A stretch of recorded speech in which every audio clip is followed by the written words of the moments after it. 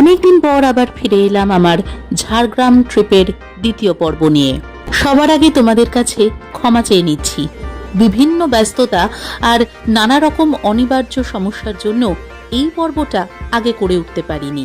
ইচ্ছা ছিল আগেই শেয়ার করার, কিন্তু কখনো কখনো পরিস্থিতি আমাদের একটু থামিয়ে দেয়। তবুও আজ শুরু করলাম আবার, কারণ এই স্মৃতিগুলো শুধু তোমাদের সঙ্গে ভাগ করে নেওয়ার জন্য নয়, নিজের কাছেও আগলে রাখার জন্য। তাহলে চলো আজ শুরু করি ঝাড়গ্রামের সেই অজানা সুন্দর পথ চলার দ্বিতীয় অধ্যায়।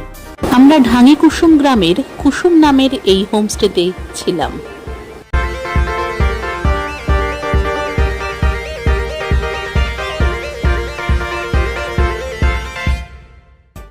কতক্ষণ ড্রাইভ করলো একটা না? 5:30 থেকে 275 কিলোমিটার। 275 কিলোমিটার। 5:30 থেকে আমরা ঢুকলাম এখানে 1:30 না? 1:30 আমরা 1:30 দেখতে দেখতে স্পট দেখতে দেখতে এসেছি। তাহলে আমরা 11টা 11:30 মধ্যে চলে আসতাম। আমরা এখন ওয়েট করছি লাঞ্চের জন্য। এখন বাজে প্রায় 2টো। খুব খিদে পেয়েছে সবার। কাঁচা শালপাতায় ভাত, ডাল, তরি তরকারি, মাছ সবকিছু পরিবেশন করলো। আর খিদের মুখে এত খিদে পেয়েছিল, সবটা আমরা চেটে পুটে খেয়েই বেরিয়ে গেলাম দেখতে আশেপাশে কি আছে। এটা এমন একটা জায়গা যেখানে প্রকৃতির রূপটা একদম খাঁটি আর নির্জন। চারিদিকে ছোট ছোট পাহাড় ঘিরে রেখেছে পুরো এলাকা। সেই পাহাড়ের কোলে রয়েছে গভীর জঙ্গল। গাছের ফাঁক দিয়ে সূর্যের আলো ঢুকে পড়ে, আর হাওয়ায় পাতার মৃদু শব্দ যেন এক অদ্ভুত শান্তির অনুভূতি দেয়।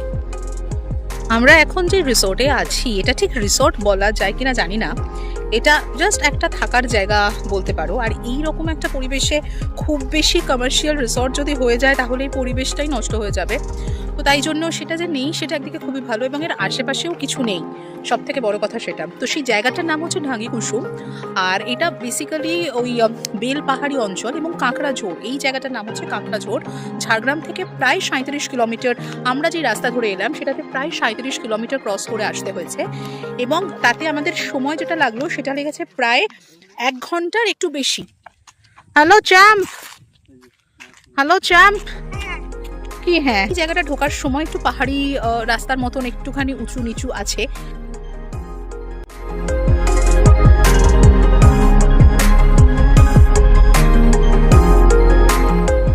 একদম জঙ্গল আর পাহাড়ের মধ্যিখানে এসে আমরা দাঁড়িয়ে রয়েছি এই মুহূর্তে। পিছনে পুরো জঙ্গল। তো দেখা যাক কিরকম লাগে এখানে একটা দিন থেকে। তোমরা থেকো আমার সঙ্গে। যদি মনে হয় তোমরা এরকম একটা জায়গায় আসতে চাও, ডেফিনেটলি আসো, এসে জায়গাটাকে উপভোগ করো। কিন্তু একটাই রিকোয়েস্ট, এই জায়গাটার যে প্রকৃতির যে সৌন্দর্যটা, এটা কিন্তু সত্যি মানে অন্যরকম, যেটা আমরা জেনারেলি ইভেন পাহাড়েও এখন এই সৌন্দর্যগুলো পাওয়া যায় না। কারণ পাহাড় কেটে কেটে এত হোমস্টে হয়েছে, এত রিসর্ট তৈরি হয়েছে, এত হোটেলস হয়েছে, যে পাহাড়ের অ্যাকচুয়াল সৌন্দর্য কিন্তু আস্তে আস্তে বিলীন হয়ে গেছে। তো শুধু একটাই রিকোয়েস্ট, যে এইটাকে না, এই জায়গাটাকে এই জায়গাটার মতনই রাখতে দাও। এবং যারা প্ল্যান করছে এখানে কিছু রিসর্ট বা কিছু তৈরি করবে, তারা যেন একটু বুঝে প্রকৃতিকে আগে রেখে যেন এখানে তারা তাদের মতন প্ল্যান করে। এটাই আমার একটা ছোট্ট মেসেজ দেওয়ার ছিল সকলের জন্য। আমরা যে জায়গাটাতে ছিলাম সেই গেটটার ঠিক বাইরেই এই রাস্তাটা। আমার সত্যিই মনে পড়ে না লাস্ট কবে আমি এরকম ফাঁকা কোনো রাস্তা দেখেছিলাম। যদি তোমরা রিসেন্টলি কোনো রাস্তা এরকম দেখে থাকো, প্লিজ আমাকে কমেন্টে জানাও। খাওয়া দাওয়ার পর্ব মিটিয়ে আমরা সবাই মিলে বিকেলে একটু বেরিয়ে পড়েছিলাম আশেপাশের গ্রামটা ঘুরে দেখার জন্য। এই দেখ, এই দেখ, মা কোথায়? মা কোথায়? মা কোথায়? তোমার ভয় করছে না? তুমি একা দাঁড়িয়ে আছো? তোমার ভালো লাগছে? রোদ্দুরটা ভালো লাগছে? আচ্ছা, মা কোথায়? মা ঘরে? ঘরে? হ্যাঁ, ঘরে। আর ফলস কোন ওইদিকে? ওই রাস্তাটা যেতে হবে, যে রাস্তা দিয়ে গাড়িগুলো আসছে ওই রাস্তাটা। কতটা গেলে? বেশিটা নাই, সামনে সামনেই। জানতে পারলাম সামনেই নাকি একটা ছোট্ট ফলস আছে, কিন্তু সেটা জানি না কত দূর। ওরা তো বলছে একদম কাছে, কিন্তু আমরা সত্যিই চিনি না। তাই না জেনেই সামনের দিকে আমরা ফলস দেখতে হাঁটতে শুরু করলাম গ্রামটা একটু ঘুরে দেখার পর। ছোট্ট মিষ্টি একটা গ্রাম, ঢাঙ্গি কুসুম গ্রামটার নাম।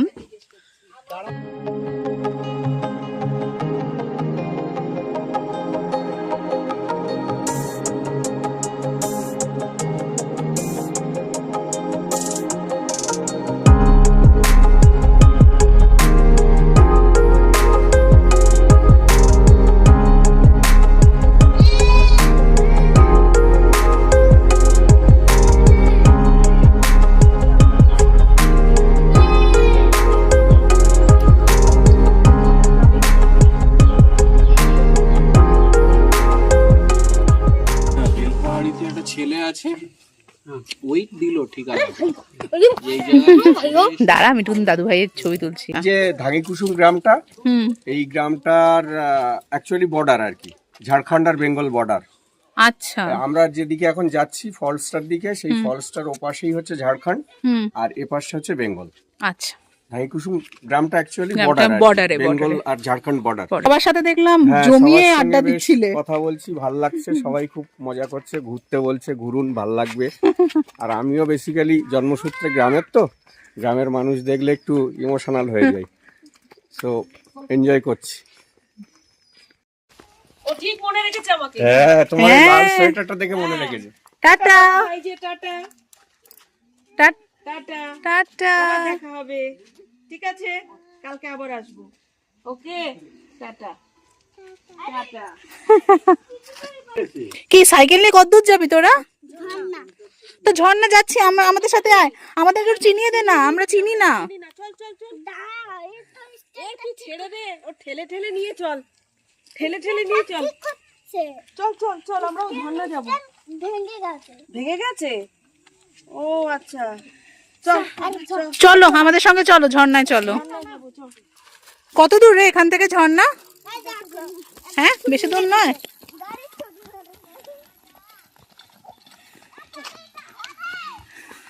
খুব ভালো লাগছে। তো এটা না খুব বেশি এক্সপ্লোর্ড নয় জায়গাটা, যেটা দেখছি খুব টুরিস্টও নেই, একদম একটা অফবিট ডেস্টিনেশন বলতে পারো। জাস্ট লাঞ্চ করে উঠে এই পড়ন্ত রোদে এই বিকেলের পাহাড়ি রাস্তায় হাঁটা, এইটার তো একটা আলাদাই মজা। এবং যা খেয়েছিলাম সব হজমও হয়ে যাচ্ছে। আমরা পরের খাবারের জন্য আবার ফুল অন রেডি। এই যে ফলসের রাস্তায় আমরা যাচ্ছি।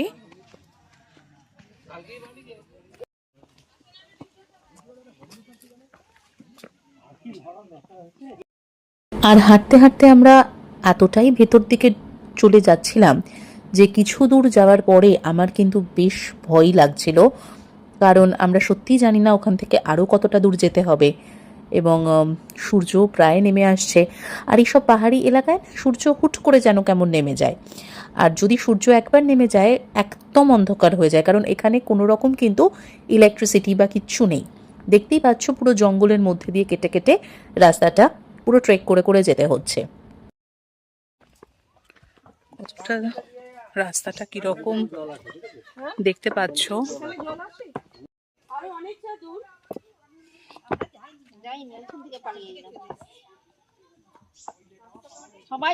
গ্রামবাসীরা যেটা বললো কাছেই একটা ঝর্ণা আছে, বলে রাখি সেটা প্রায় আধ ঘন্টারও উপরে, মানে প্রায় 40 মিনিট আমরা হেঁটে এই যে ঝর্ণার জল দেখতে পাচ্ছ, এই অভূতপূর্ণ ঝর্ণাটাকে দেখতে আমরা সেই ঢাঙ্গি কুসুম গ্রামের নিচ থেকে ওপরে উঠলাম এবং এসে এখানে এই ঝর্ণাটা দেখলাম। এবার নামার পালা। ওদিকে আস্তে আস্তে সূর্য প্রায় ডুবে আসছে, দিনের আলো শেষ করে আস্তে আস্তে নামছে অন্ধকার। আর অন্ধকার মানে এইখানে যেহেতু বাইরে রাস্তায় কোনো ইলেকট্রিসিটি নেই, তাই জন্য একদম নিঝুম অন্ধকার পুরো চতুর্দিকে হয়ে যাবে রাতের বেলা।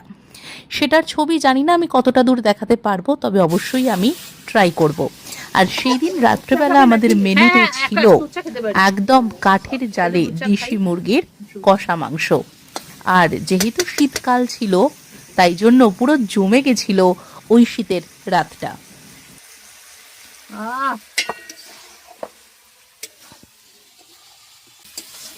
এখানে আমার গ্রামে চাকরি করেনি। হুম, আচ্ছা, মানে তুমি আমার বলো, এই যে যারা ধরো এখানকার লোক, এই যে ওই পাড়াটায় গেছিলাম, ওই ওই যে পাহাড়ের কোলে যে পাড়াটা, আমাদের বাড়িতে আমাদের ওখানে তাই? হ্যাঁ আচ্ছা, ওখানকার লোকেদের মানে ম্যাক্সিমাম কাজ কি? এই জমি জমা, তাই তো? জমি জমা তো একবার চাষ হয়। চাষবাস একবার আর কি? বর্ষার জলে ধান চাষ একবার হয়। একবার হয়, আর বাকি সময় বাকি সময় আর কি ওই টুকটাক যে যা পারে। বাবুই ঘাস যে দড়ি বাবুই ঘাসের, হ্যাঁ। দড়ি বানায়, হ্যাঁ, হ্যাঁ, ওটা হ্যাঁ। বানায়, নাহলে পাতা তুলে আচ্ছা। তার পাতার বাটি থালা বানায়, আচ্ছা আচ্ছা, আর না হলে এই পাথর কেটে থালা বাটি ওগুলো বানাই দিয়ে যেমন। মানে অবসরে ওইগুলোই করে মোটামুটি। হ্যাঁ, আর কি কাজ এখানে আর কি করবে? সেগুলো করে কি বিক্রি করে বাইরে, হ্যাঁ, হ্যাঁ। বাজারে বিক্রি করে সেগুলো? বাজারে বিক্রি করা দড়িগুলো বাবুই দড়ি, আচ্ছা। যেটা বাবুই দড়ি, বাবুই দড়ি। শনিবারে আমাদের এখানে হ্যাঁ। হাট হয়। চেয়ারগুলো আমার বাড়ি যে এই দিদিভাই হচ্ছে আমাদের ওইখানে যেখানে আছি সেই হোমস্টের যিনি মালিক, তার স্ত্রী। তিনি নিজে হাতেই আমাদের রান্না করে খাওয়াচ্ছিলেন। এবং যেমনটা আপনারা শুনলেন, এখানকার যারা গ্রামের বাসিন্দারা আছে তাদের মূল যেই জীবিকা সেটা হচ্ছে মূলত জমি চাষ করা, কিন্তু এক ফসলি জমি যেহেতু একবারই চাষ করে যে যতটা ইনকাম করতে পারে তারা করে। এছাড়াও এখানে বাবুই ঘাস পাওয়া যায়, তো বাবুই ঘাস দিয়ে ওরা দড়ি তৈরি করে এবং সেটা বাজারে বিক্রি করে।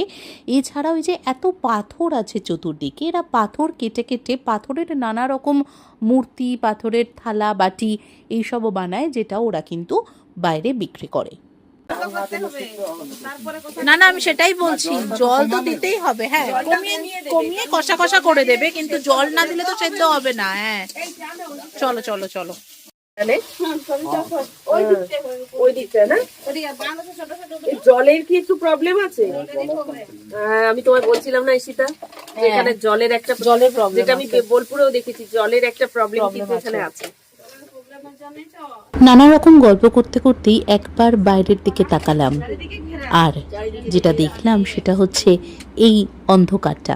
আকাশে এক টুকরো চাঁদেরও দেখা পেলাম। এমনি ফাঁকা ফাঁকা মাঠ, চারিদিকে একদম তখন তোমার নাম কি দিদি? দেবাশ্রী পাত্র। দেবশ্রী। বাহ, বাবা কি ভালো লাগছে গো। দিনটা ছিল বছরের শেষ দিন, অর্থাৎ 31শে ডিসেম্বর।